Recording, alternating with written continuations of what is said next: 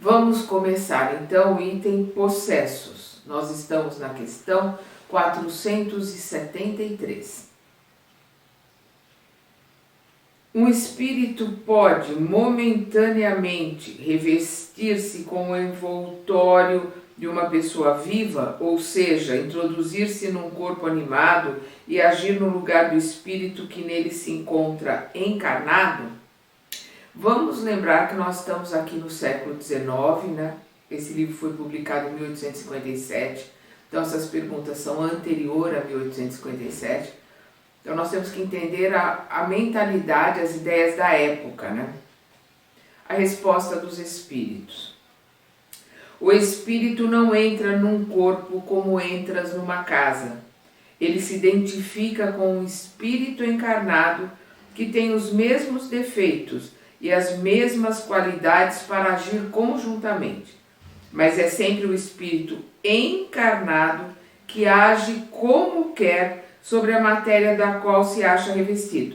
Um espírito não pode colocar-se no lugar daquele que está encarnado, pois o espírito e o corpo estão ligados até o tempo determinado para o término da existência material. Então, o que ele está colocando aqui é que nós somos sempre responsáveis pela nossa atitude e as questões de um espírito influenciar o outro vai ser sempre uma questão de similaridade, vai ser sempre uma questão de sintonia, o encarnado estar em sintonia com aquele espírito que está ali ao lado dele, com aquele espírito que está ali, digamos assim, em simbiose, né? Junto com ele, conversando, vivendo praticamente junto com ele. A gente vê isso bem claro no livro Sexo e Destino. Nós vamos ver lá o Marcondes vivendo em simbiose com Cláudio, e não era uma obsessão, né? Mas era uma vida dupla ali, né? Uma simbiose. Os dois estavam bebendo juntos, comendo juntos, vivendo juntos praticamente. Então nós vamos lembrar aqui o que nós acabamos de ver na questão 467, quando ele diz: pode-se escapar da influência dos espíritos que induzem ao mal? E eles respondem sim, pois tais espíritos só se prendem àqueles que os solicitam pelos desejos ou que os atraem por seus pensamentos. Então nós nos chamamos pelos nossos desejos ou pelos nossos pensamentos, pelos nossos sentimentos, pela nossa vibração. Então nós estamos ali sempre com aqueles que são iguais a nós. Se não há possessão propriamente dita, aquela ideia que se tinha, né, que o espírito entrava no corpo, ou que a pessoa poderia sair e alguém entrar no corpo dela, como a gente vê na ficção, nos filmes, né? São ideias que existiam, sempre existiram, né? E que a gente vê essas ideias sendo colocadas nos filmes, né? E a gente vê que isso é uma colocação, né? Uma colocação lúdica, uma colocação das ideias infantis que nós temos. Então eles colocam aqui: se não há possessão propriamente dita, isto é, a coabitação de dois espíritos no mesmo corpo, a alma pode ficar na dependência de um outro espírito, de forma que ela se sinta subjugada ou obsidiada, a ponto de sua vontade ser, de alguma forma, paralisada. Então aqui ele está colocando até onde essa influência pode ir, né? Que ele está colocando aqui sobre a subjugação, de paralisar, né, a vontade do encarnado. Aí eles respondem sim, e são esses os verdadeiros possessos. Os verdadeiros possessos são aqueles que estão tão dominados pela ideia, estão tão sob o domínio, porque se deixam dominar, porque se comprazem com esses espíritos, porque estão ali na mesma sintonia, mas estão num domínio tão forte que eles passam a exercer a vontade desses espíritos. Então é o que ele coloca, sim, e são esses os verdadeiros possessos. Mas nota bem, essa dominação nunca se dá sem a participação de quem a sofre. ou seja, da aceitação, de estar na mesma sintonia, de estar ali quentinho com aquela situação. É isso que ele está colocando, eu vou repetir. Mas nota bem, essa dominação nunca se dá sem a participação de quem a sofre, seja por sua fraqueza ou por seu desejo. Muitas vezes taxaram de possessos os epiléticos ou os loucos, que precisavam antes de medicina que de exorcismo. Então ele está colocando aqui doentes, pessoas que precisavam de ajuda, precisavam da medicina, foram taxados, né, de epiléticos ou de loucos, foram feitos exorcismos com eles e na realidade o que eles precisavam era de ajuda médica.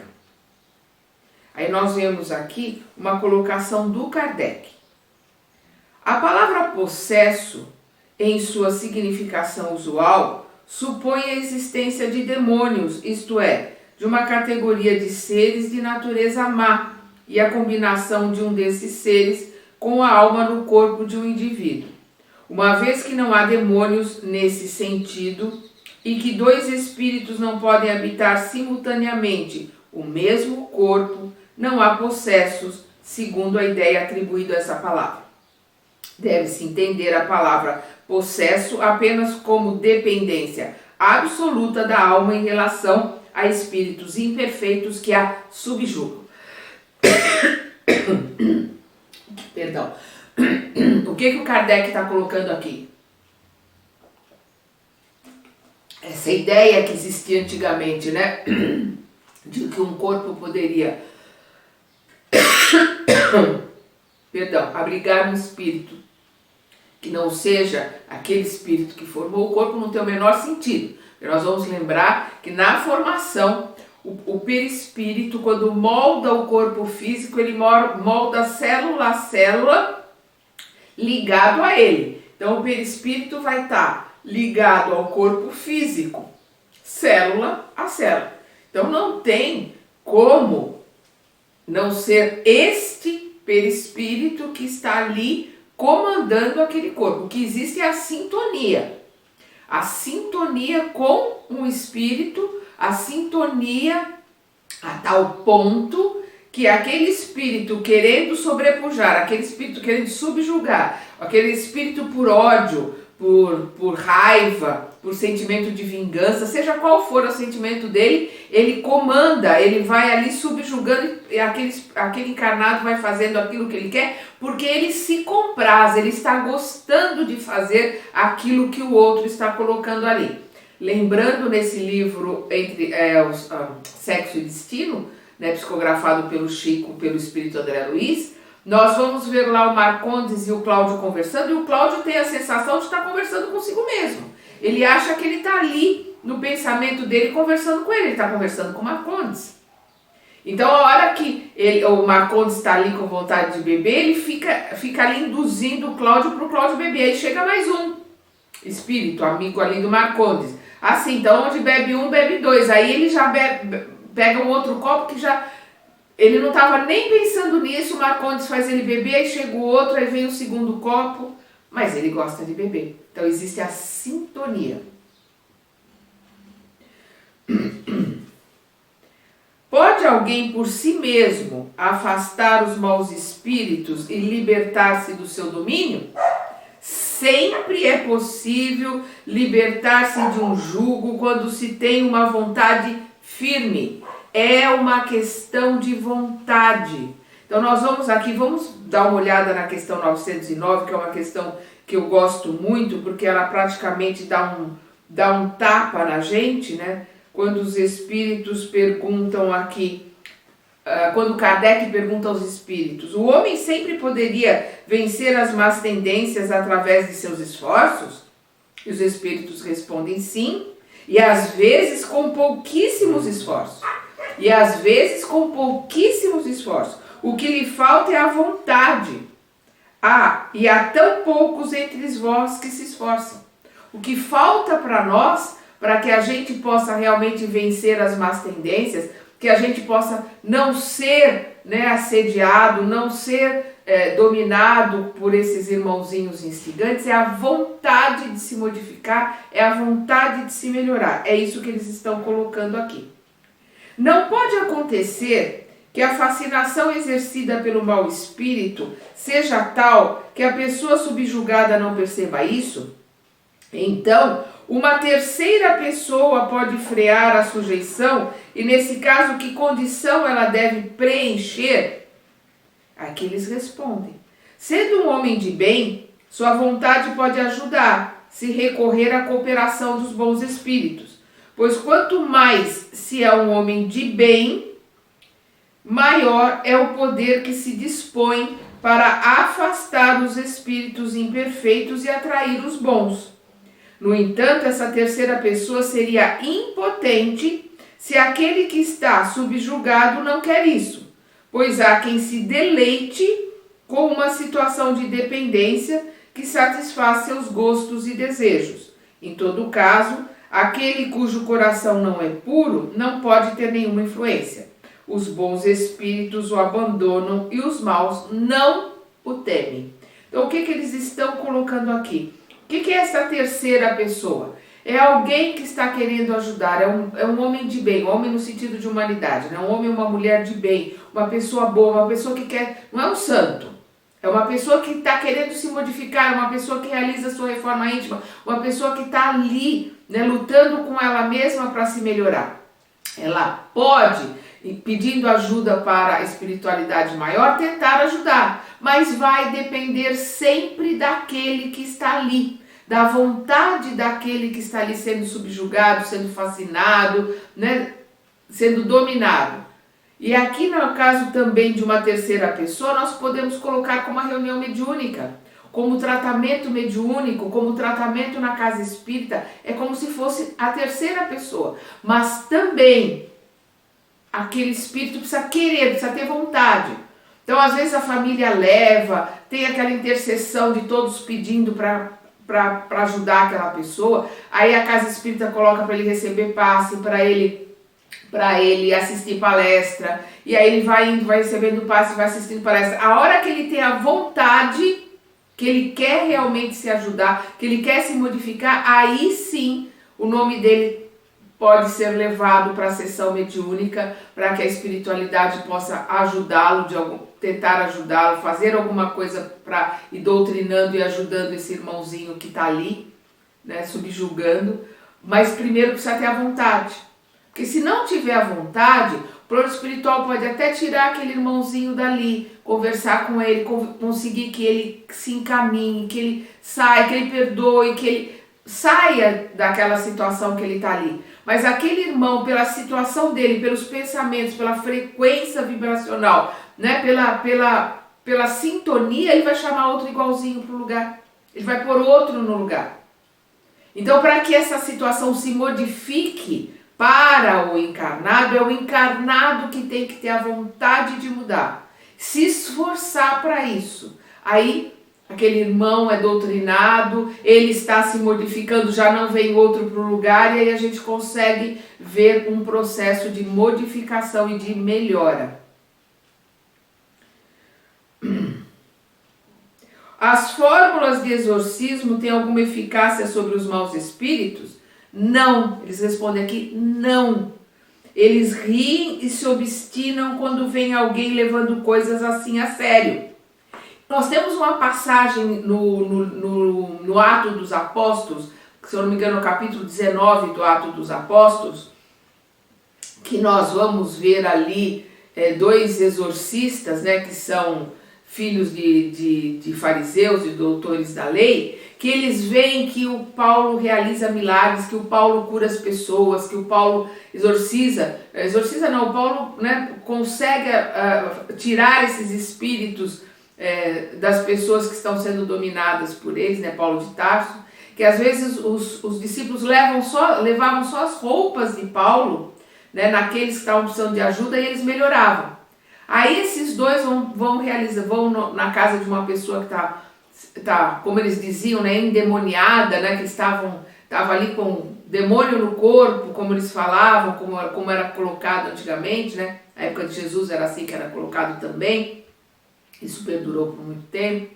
E esses dois vão lá, né? Nós vemos isso lá no Atos dos Apóstolos, vão lá e colocam, em nome de Jesus e de Paulo, que é o seu discípulo, nós te ordenamos que saia, né? Ordenando que aquele espírito saia lá daquele corpo.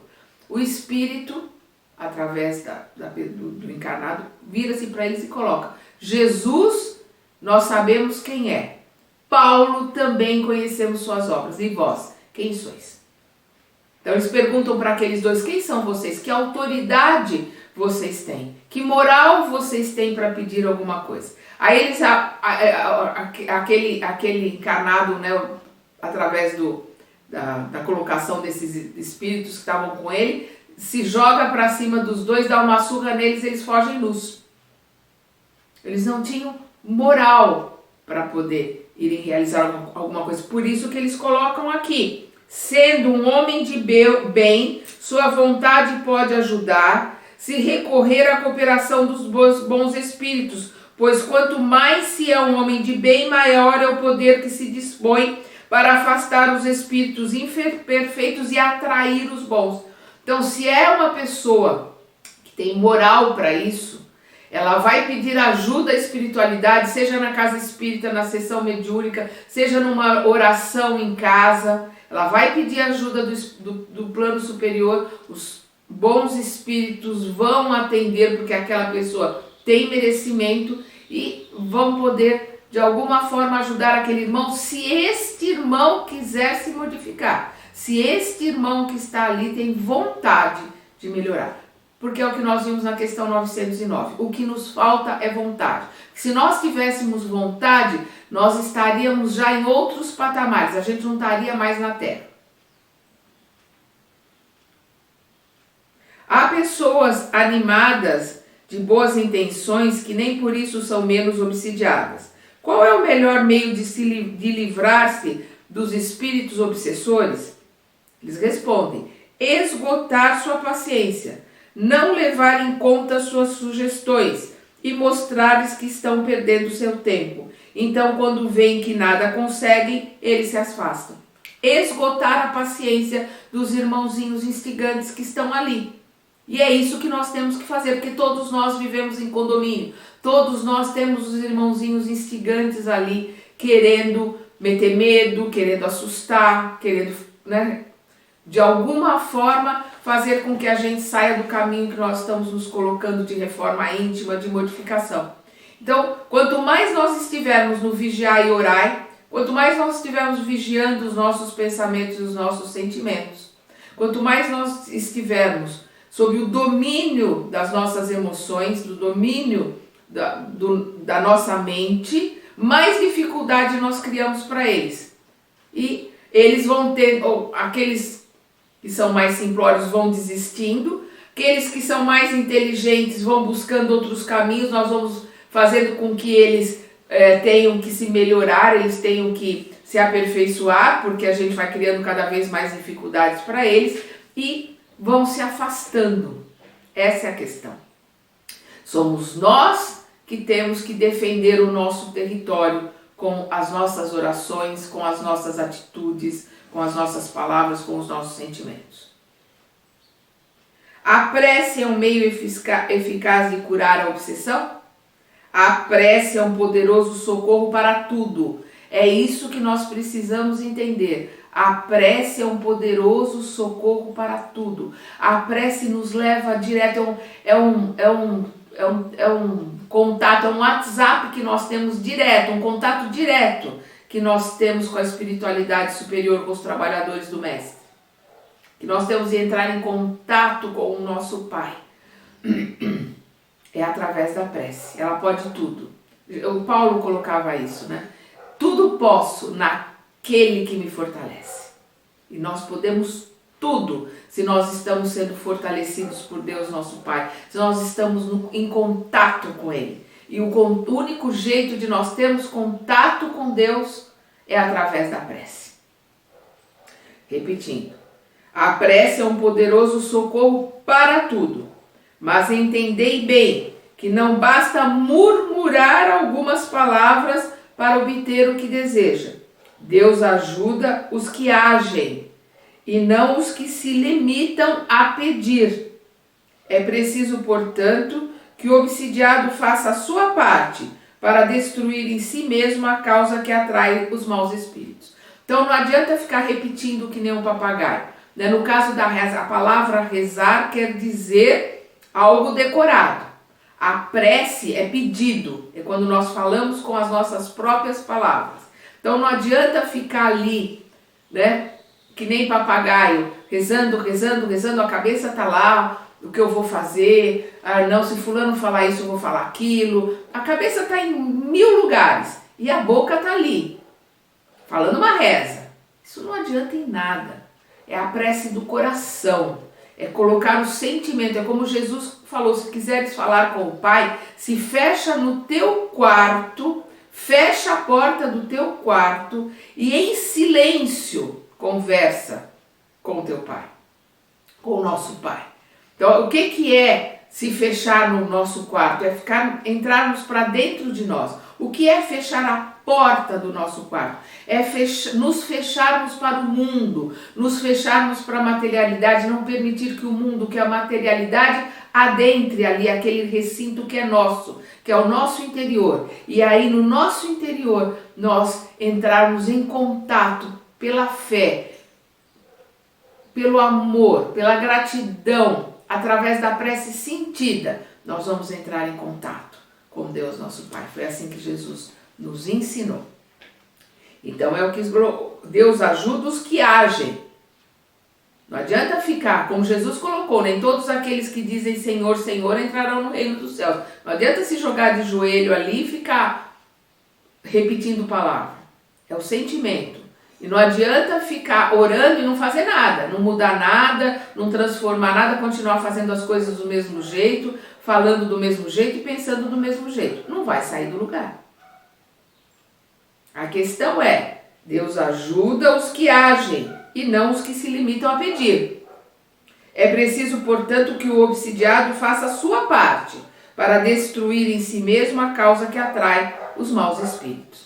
Então, ele precisa ter a vontade de querer mudar, de querer se transformar. O que pensar da expulsão dos demônios mencionada no Evangelho?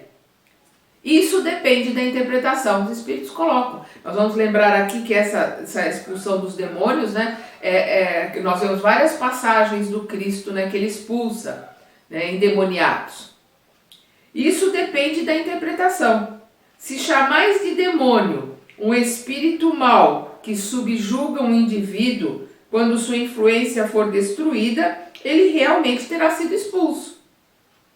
Se atribuís uma doença ao demônio, quando tiverdes curado a doença, também direis que expulsastes o demônio. Uma coisa pode ser verdadeira ou falsa, conforme o sentido que se atribui às palavras. As maiores verdades podem parecer absurdas quando se vê apenas a forma e quando se toma a alegoria pela realidade. Compreendei e guardai bem isso. É de aplicação geral. O que ele está colocando aqui? Por que é de aplicação geral? Porque o que ele está dizendo é que depende do que nós estamos falando.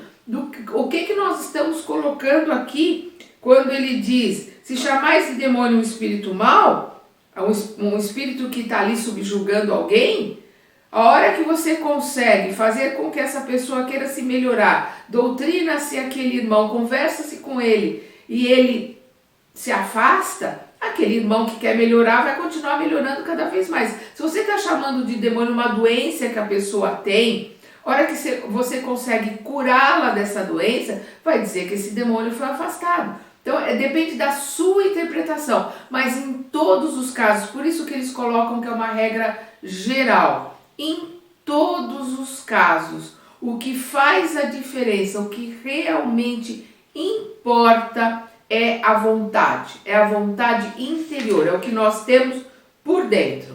É o nosso querer é que faz toda a diferença. Então, nós vamos aqui agora... Nós já estamos mais ou menos no horário. Nós vamos parar aqui na questão 480 e vamos, no nosso próximo estudo, começar a 481.